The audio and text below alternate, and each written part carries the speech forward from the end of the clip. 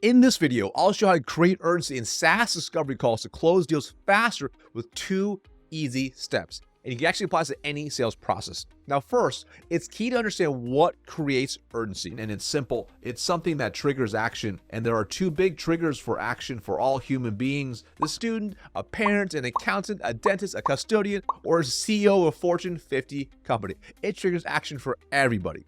It's either chasing pleasure or avoiding pain.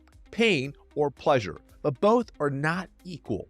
Think about this. Which one has a higher bias for action? Which one creates more urgency? Should be obvious, but it's pain.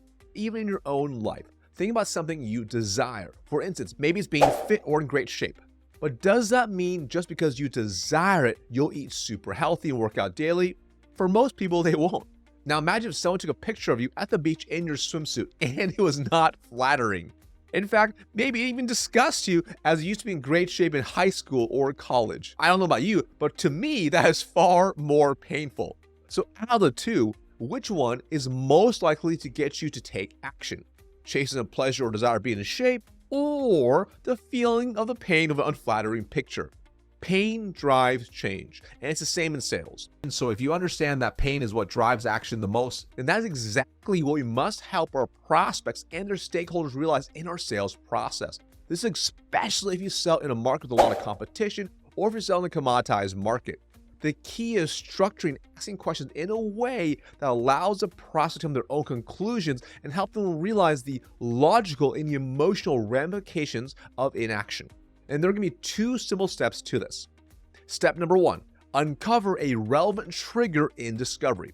Now, if you watch any of my trainings on discovery, you know I teach my powerful framework. Some examples of relevant triggers you can pull for this are P, pain; O, opportunity cost or cost of inaction; W, wants, needs, and desires; and F, fear of failure. What happens is we'll ask some surface level questions, and we can usually get a surface level response to uncover these. Once we uncover one, then we move to step number 2, create depth with the RIM framework for questions. What usually happens for most reps is that once they uncover a little bit of pain, they get really excited and want to demo, or they keep going down a checklist of questions. Instead, we want to go an inch wide and a mile deep. If they have a level 1 pain, which is very little, we want to use questions taken from level 1 to level 10, which is unbearable pain drives urgency. And you can do that with my RIM framework, which stands for relevance, impact, motive. Relevance: why and how is this relevant? Impact: what's the impact, whether it's good or bad? This could be inward or outward, meaning is it impacting them, their company, their employees, their customers, etc. You want to make it as quantifiable as possible. You want to get the hard numbers by asking the tough questions. For instance, direct costs might be X issue is costing us $50K a month in customers. Indirect costs are X issue is wasting 30 hours a week, leading to $24K a month in labor spent on fixing it. Opportunity costs are if we can fix X issue, it'll lead to $100K a month in net business without more work. Just a few examples right there. So next is the M for motive. What's the personal motive or benefit to fix this? What's their personal gain? So I want you to imagine you are using a microscope to examine something. How does it look to your naked eye? How about at 10x? How about at 20x? How about at 50x?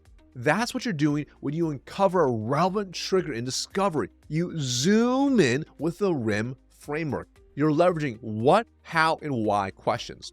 And the questions are dependent on the first layer of questions and what you sell.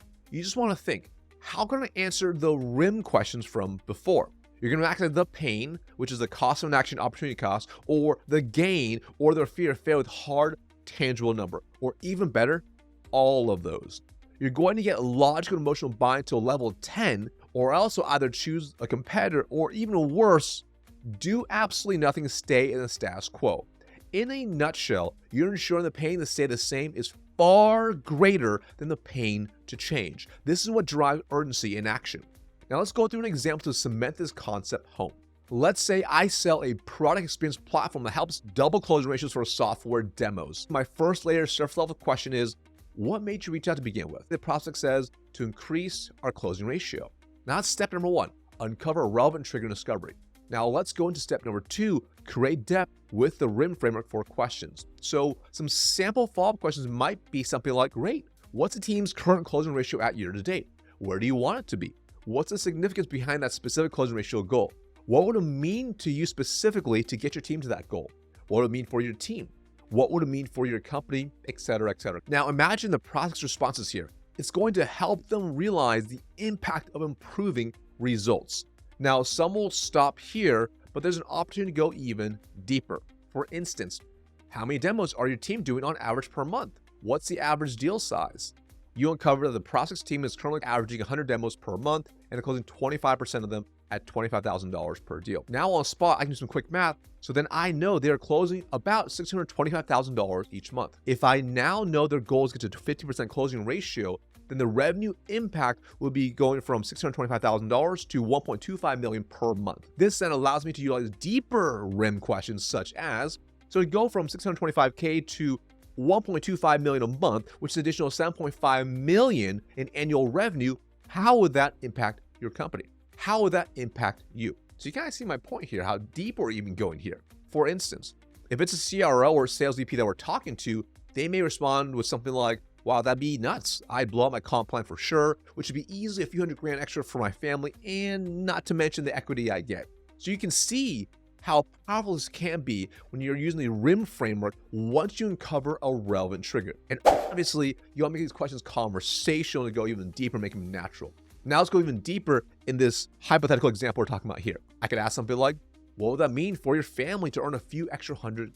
So you can see how powerful that is. Now, if you want to inverse it to create even more urgency, it might sound something like this. So Lisa, I'd hate to ask this, but what would happen if a year from now, the team was still stuck at closing at 25% and you're still hovering around that $625K a month? So now you can see how powerful that can be, because they'll tell you all the negative consequences of no action or no result, ultimately telling you their additional motives and impact. So a few things to really note here.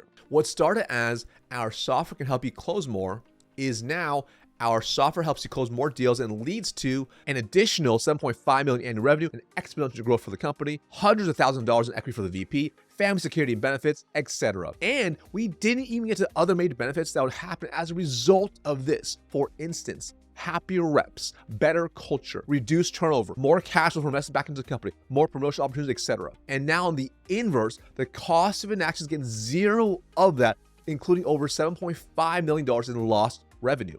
This is how you get deep quantifiable buy-in while gaining emotional buy-in. This is how you create urgency using their numbers, and you help bridge a gap between it all. And if you don't do this, then they'll just see your solution as a cost or a nice to have versus an investment with a really clear ROI and a clear cost in action with logical and emotional benefits. So there you have it, 2 simple steps to create urgency on your sales calls so you can stop losing deals to status quo. Now, if you want to avoid the 6 biggest mistakes reps are making on discovery calls, I'll see you in this next video right here.